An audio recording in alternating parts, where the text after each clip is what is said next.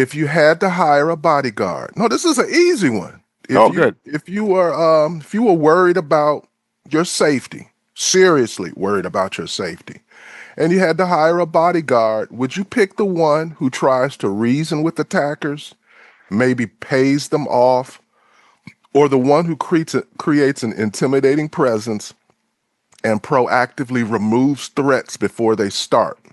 Which do you want? I want the second one that proactively removes threats before I even know about them. Okay, so why then do you think Democrats are so upset when people like Hegseth and Trump meet with top military officials and encourage them to take on that same kind of posture? That's pretty much what he told them. I think that the Democrats are upset because they hate Trump. I don't think they have a good reason. I listened to that, and I got to admit, I listened to the Hegseth and Trump speeches at the military meeting, whatever you want to call, whatever it was Summit, called, yeah, the military summit. summit. Yeah, Hmm. and I got to tell you, Pete Hegseth, and maybe this is not surprising that he was a former television personality. He's pretty well spoken, and I thought his points. To me, it was a conversation of common sense, meaning that I don't want to see fat people out there. I don't want to see I don't want to see people looking sloppy. We have to have a proactive mindset. I mean, he said all these things that to me were common sense. In fact, when he started talking about women in the military as an example, he very much said that he values women, but it's also common sense, which by the way, he's like, look, when there's a physical activity, when there's a PT test, it should be at the standard of a successful male, let's call it, or at the minimum level of what a male should be, because at the end of the day, the enemy doesn't give a flying shit whether or not you're a female, you're a male, you're 5 foot tall, you're 8 foot tall. It doesn't matter. It makes any difference. So we have to accomplish a goal. So I thought everything that he said was made sense. And yeah, to a large extent, I think this thing was a rah-rah session, meaning that it was a mindset shift. What he was trying to accomplish was to get everybody in a room and be like, look, this is how it was before. Some of the things that we did before were fine and good, and some of the things were stupid. Going forward, this is how it's going to be. We're going to follow a no nonsense, common sense approach. If you don't like it, maybe you're in the wrong job. To me, everything he said was good. As a person who has had hiring and firing jobs, but still had somebody over him, I thought a lot of the things he said were refreshing because Yes. most workers who manage or supervise others say their biggest complaint, including me, is that higher ups don't back their decisions, sometimes even contradicting them or making them scapegoats. And Yep. at the summit, Hegseth and Trump told military leaders the exact opposite. He told them that their decisions would be supported and not questioned. Mike, how important is that kind of backing in a chain of command? It's everything. Everything. Particularly I mean, even in the corporate environment, but particularly in the military environment, it's everything. If there's no chain of command, there's no success.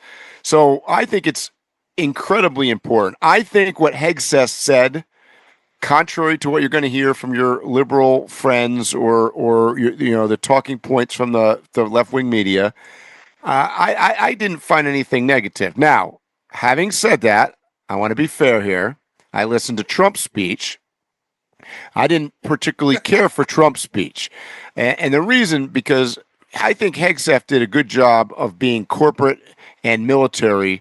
I think Trump tried to politicize a lot of it and bring them onto his team. And that wasn't the goal. The goal is that the military is a team and we're going to make the military as good as possible. Trump wanted them to make sure that they are good as possible as long as they're Trumpers. So I don't, and Trump, I mean, I get it is his style. I get it, but he wanders. He was talking about shit that had nothing to do with that meeting. I mean, he was all over the place. He talked too long. I It thought was his his speech was not that good. it was his worst speech that I've ever heard him Yeah. give. Thank you. It was boring. I Thank you. only watched the whole thing because I was going to report on it Thank you. because it Me was a too. snooze fest. Yep. Yep. Snooze And fest. another thing is You got to realize, he used a lot of talking points that he used like during the campaign that he would yeah, get like ovations. It don't work with it doesn't work that way because they can't do that. And I was about to say that was the biggest difference is that Trump feeds on the crowd, and I don't know why he didn't know this or think about this, but that's not the venue or the people or the protocol involved with that kind of a meeting, particularly with the military. So he wasn't going to get that response. And he tried like 4 or 5 times. He tried to pull it out of them, you know, but it's not going to work. So I just think that fell right on its ass. They should have left it. To be honest with you, it would have been better if they left it with Hegseth. Trump didn't need to show up or be there. However, going back to my prior podcast and my conspiracy theory side of it, I mean, I think Trump proved by that speech beyond a shadow of a doubt what I said last week. And the reason that Trump had them there, he wants to know who's a Trumper and who's not a Trumper. oh, And come absolutely. and come 3 years from now, he wants to know when. Oh, by the way, this morning I noticed that they had declared the cartels and whatnot as terrorist organizations. Now they further declared that we are at war with them, and it's a technicality involved in this, but I will note to you that that also triggers the ability to suspend everything from elections to constitutional things to putting military in places that they normally don't belong, et cetera, et cetera. So I think that the whole reason for Trump having them all come to Virginia was to assess which ones he needs to fire. And when he pulls some shit in 3 years, I mean, he wants to count on the military back in his quote coup. Okay. And you heard it right here. All right. I'm not arguing with you, bro. So during this summit, there were 10 memorandums, which are basically the official on paper directives that were given during this summit. And I read all of them, bro. And they're real basic. Each memorandum is like a paragraph. So it's not like no Yeah. hard to understand thing. And if you listen to CNN or MSNBC or whatever, you would think that the memorandum was like just this horrible thing.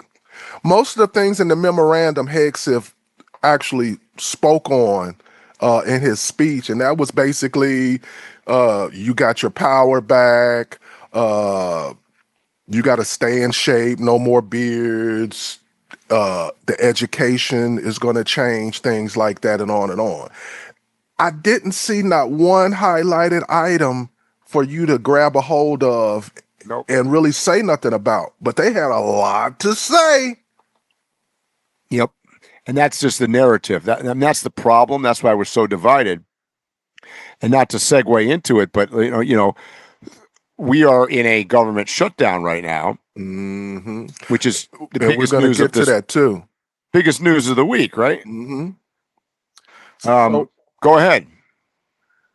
Mike, the Pentagon is reportedly moving to impose strict non-disclosure agreements and random polygraph testing on more than 5,000 staff, everyone from four-star generals to administrative assistants. Defense Secretary Pete Hegseth says it's about protecting secrets, but critics argue it's really about loyalty and intimidation. So my question to you is this about national security or is this about control? Both. I think it's national security, but I think that in a an organization like the military, I think they have the right to have control. I once again, I don't see any problem with that. I thought it was a nothing burger. Yeah, nothing. I It's a don't nothing think burger. anybody who's actually in the military would have said anything because they were like, "Oh, I've dealt with worse than that." Hmm. I mean, you're dealing with that to get security clearances and stuff, anyways.